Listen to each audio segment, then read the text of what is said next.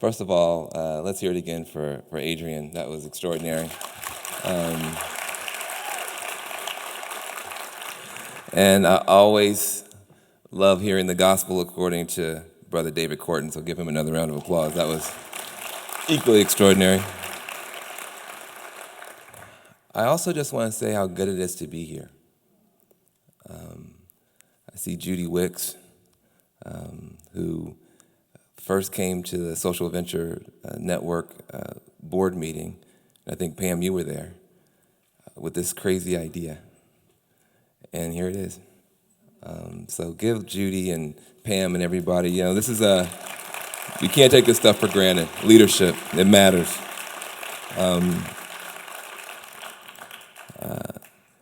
People need a home. People need a place to be.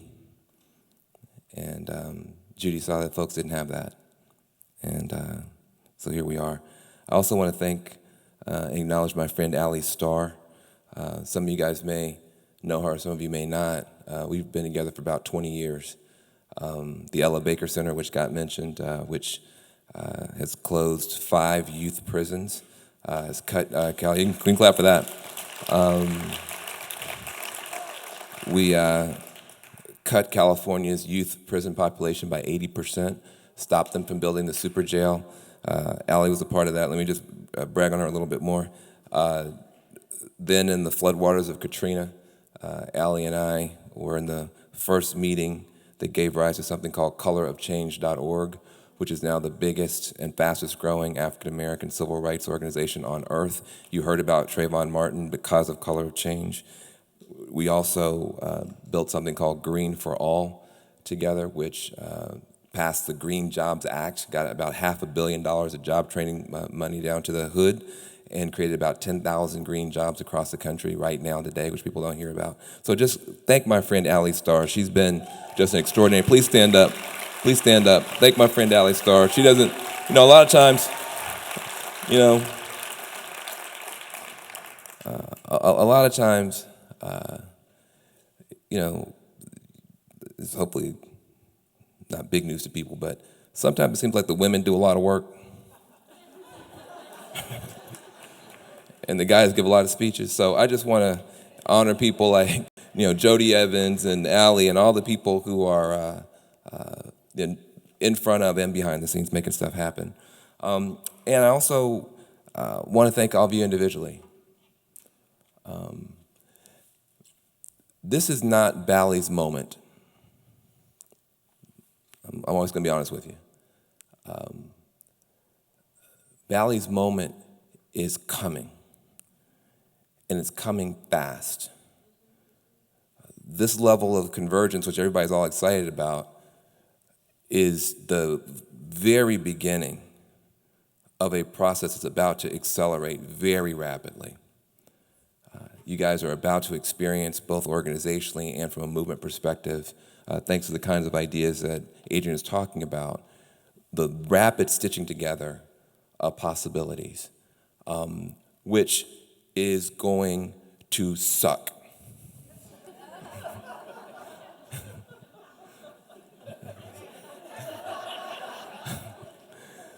Because we don't know how to do that. And so there are going to be problems. There's going to be misunderstandings. There's going to be confusion. There's going to be tears, and not all of them beautiful tears like Michelle's. So there's no point. We're all grown folks, and most of us are friends, so there's no point in me getting up here and just giving you a bunch of happy talk. I want us to do well.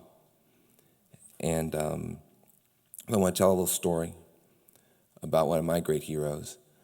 And then I want to talk about what I see from a very specific African-American, male, heterosexual, middle class, upper middle class perspective, but I hope that it's useful. There's an African revolutionary named Samora Machel, who most people don't talk about. Somebody from Detroit is like, oh, he going there. I told you, I'm not messing around. She's like, seatbelt.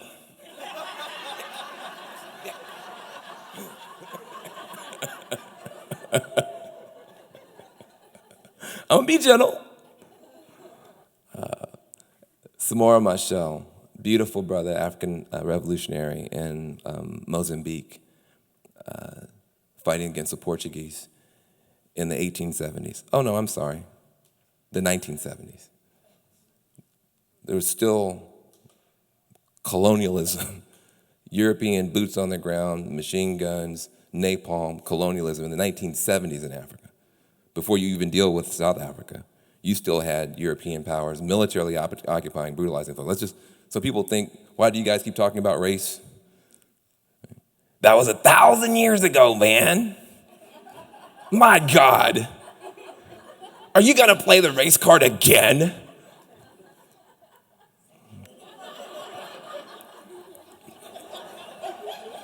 Yeah, I am. I'm a ninth generation American. I'm the first person in my family that was born with all my rights. I'm a ninth generation American. My mother was born in segregation. My father was born in segregation. My mother and father were married under segregation. My cousin Kenya was born in '65 before they signed the Voting Rights Act. She wasn't born with all her rights. I'm the first person in my family born in '68, born with all my rights.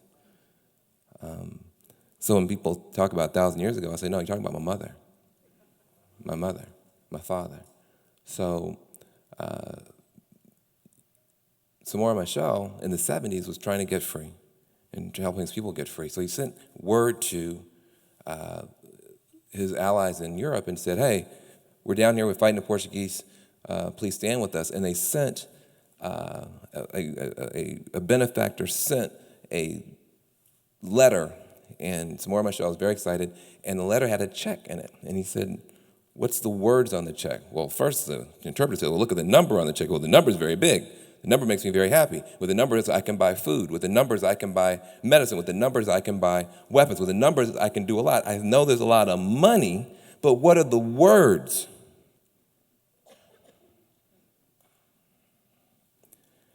Charitable contribution. Charitable contribution. Samora said, send it back. Send it back.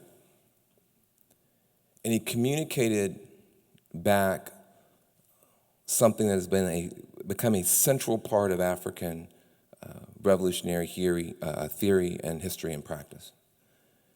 He said, I wrote to you seeking solidarity.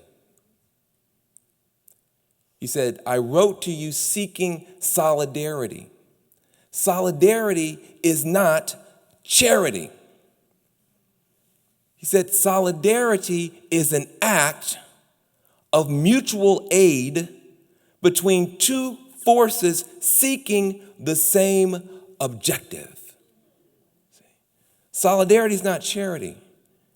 It's an act of mutual aid between two forces seeking the same objective. That is a very different model than diversity. That's a very different model than inclusion for nicety's sake. It's saying there's a future that we want to build, there's a future worth fighting for, and I can't get there without you. And you can't get there without me. And based on your assets, based on who you are, based on your gifts, based on your genius, based on your knowledge, based on what you were born to do and be. If you put that on the table and I put mine on the table and she puts hers and he puts his and they put theirs, is that right? Okay.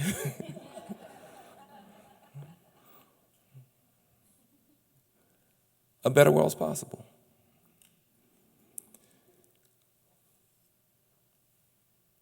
That central insight, which is in the mouths and the hearts of so many different leaders and so many different bodies and so many different genders and so many different histories, but that central insight that everybody counts and everybody matters and we're better together is the breakthrough insight.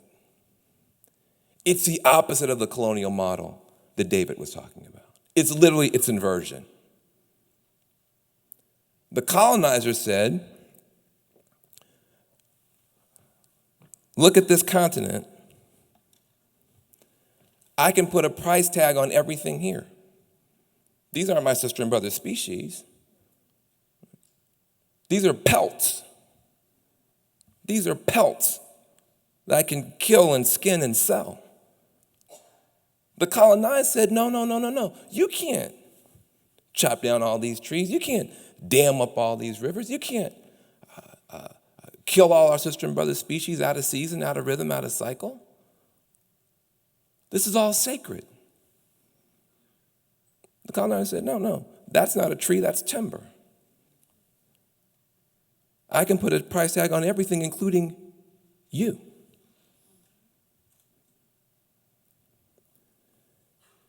Healing from 500 years of that is not something that happens in a day. It takes about a millennium. And we're early in the process. So among friends, speaking truthfully helps. So let me just speak truthfully for a little bit. We're all friends. The Obama era of black silence on issues that critically matter to us is over. I'm going to say it again. The Obama era of black silence on issues that critically matter to us is over. If you haven't watched television recently, you should. You will notice. It's over. Black Lives Matter was not a 2008 Obama slogan. In fact, the opposite. Every other community we could and should talk about, but not the black community. It was okay, as it should have been okay, and needs to be okay, and will be okay, and will be more okay to talk about the Latino community, the immigrant rights community, and the incredible suffering and pain that was spoken to so beautifully by the poet earlier. Give him a round of applause. That struggle has to be elevated even more. It was okay to talk about climate change. It was okay to talk about the incredible oppression and the liberatory journey of our lesbian, gay, bisexual, and transgender brothers and sisters. We could talk about those, but when you said black, everybody got uncomfortable. And this president that I love trained us into don't talk about that. He said, we're going to talk about Obamacare, don't mention that it might disproportionately help you, just shut up and hope it helps you.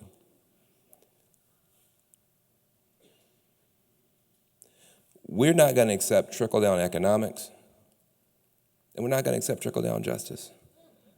Trickle-down justice doesn't work. It hasn't worked.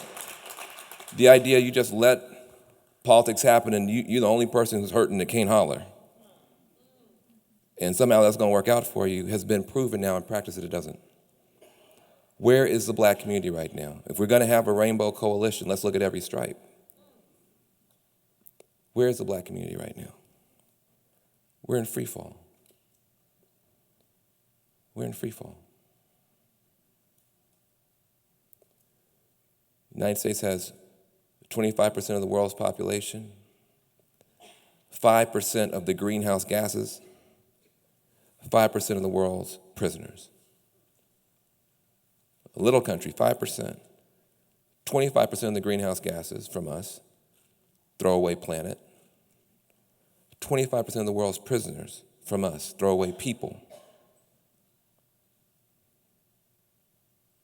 1 out of 4 of every, if you're a Martian, 1 out of every 4 human beings locked up in chains anywhere on planet Earth are locked up right here in the land of the free, home of the brave. Vast majority black, brown, overwhelmingly poor, mostly for so-called nonviolent drug offenses. I just want to say very clearly, I believe we got some nonviolent drug offenders up in here.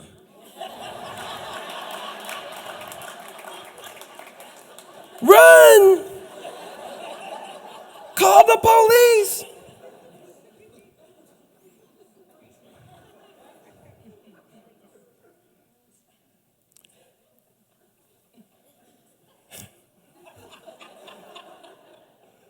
Don't raise your hand. I mean, there's a video camera here.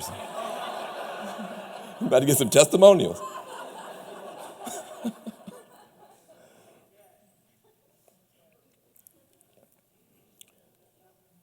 Country clubs, yacht clubs, Wall Street, Ivy League campuses. That's where the drugs are being done.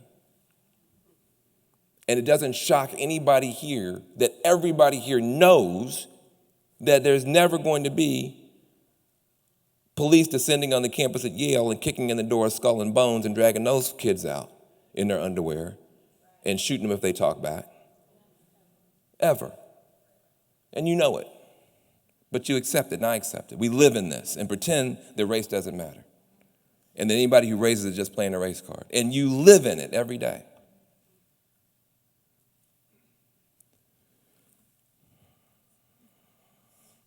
We have a seamless web of violence directed from the government I love against poor brown people. We have to talk about it. Inside the U.S. border, it looks like mass incarceration and police brutality. And that is symbolized mainly by the violence done to what they now call black bodies. We used to just call it us. Now in the academy, you have to say black bodies. We used to say they beating on us. But that's just a part of it. Inside the U.S. border, police violence, mass incarceration, on terms that you know are not fairly distributed. At the U.S. border, detentions and deportations, mainly symbolized by the plight of Latinos. Beyond the U.S. border, militarization of our relationship with Persian, Arab, and Muslim countries. Poor brown people being brutalized by the government in the country that we love. And a hidden epidemic of solitary confinement inside of the prisons.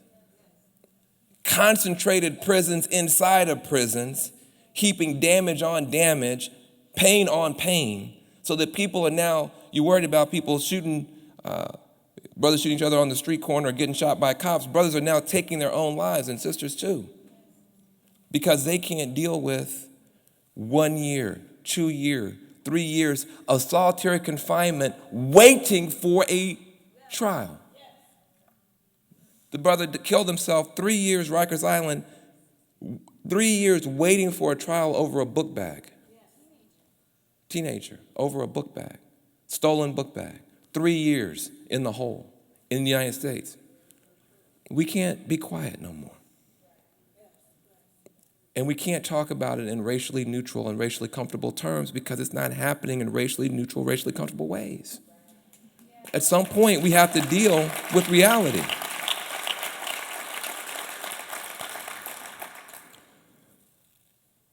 So, I've done what I tend to do.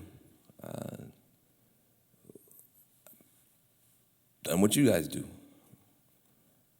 Started an initiative, started an organization, started a campaign. That's what we do.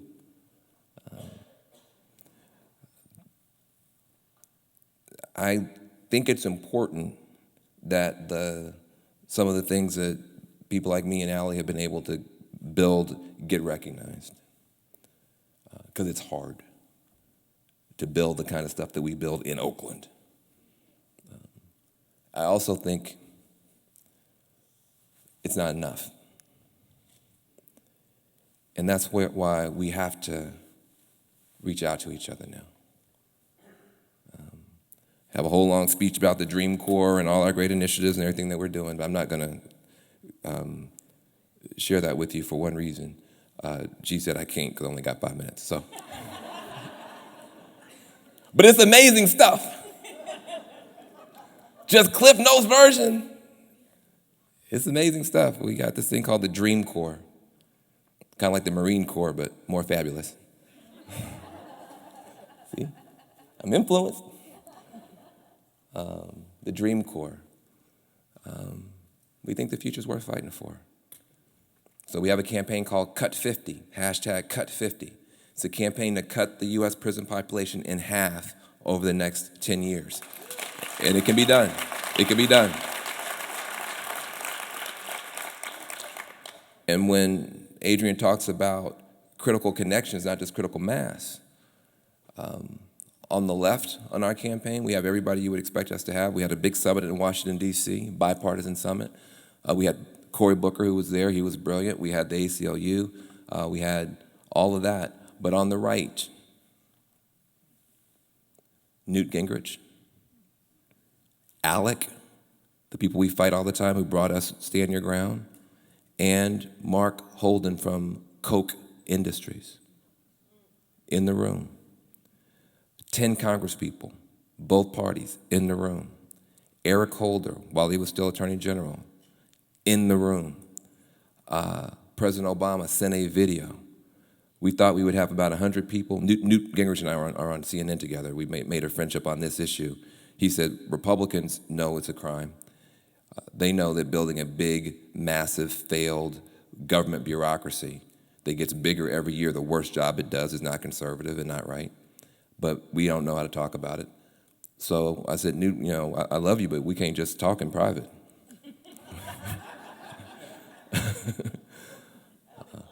Right? And he said, you're right, let's bring this conversation publicly. We thought we'd have 100 people. We thought we'd have an hour of their time. We had 700 people. We spent 8 hours together.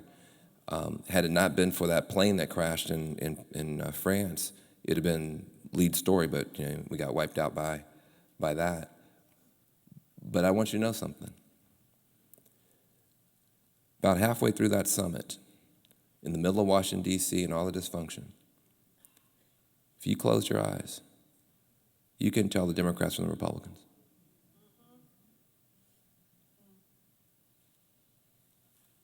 Liberty and justice for all means something to people. Don't forget that.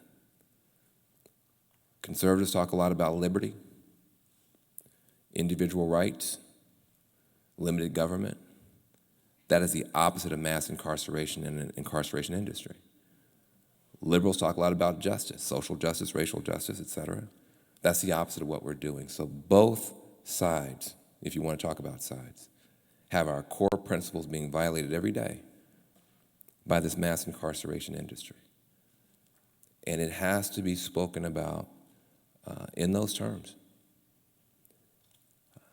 My concern as we move forward is that we have to strike that balance between real enthusiasm and hope and the desire for us to have unity and the willingness to understand we have to earn it.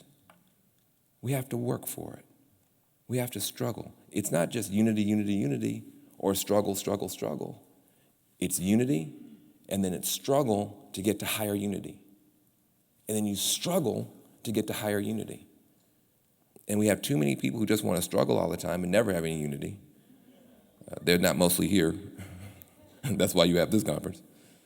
But you have people who just want to have the unity and the feel good and don't want to have any tough conversations. It doesn't work.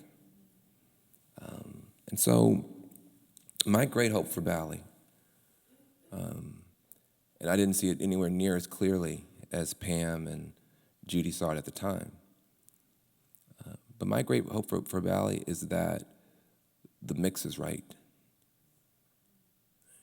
You have enough hurt and enough hope. You have enough frustration, but also enough inspiration.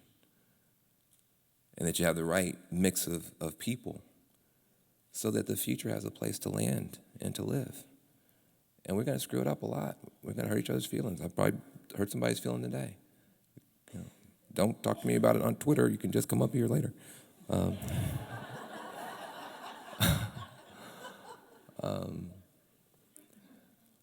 But this organization gives me hope. It gives me so much hope. And the people who are supporting financially, I hope you're proud. Because if it's going to get done, it's going to get done by people in this room and people like this. And we're going to be in a difficult season. There's going to be a tough election process, and there will be times where it's going to feel like it's completely impossible for this country and this community to come back together. It will. It will. We'll push through this, and it will. And when it comes back together, it's going to be because we had one or two networks like this that had a shared intention to build an economy that works for everybody and where everybody can work and where we honor the idea of liberty and justice for all. Thank you very much.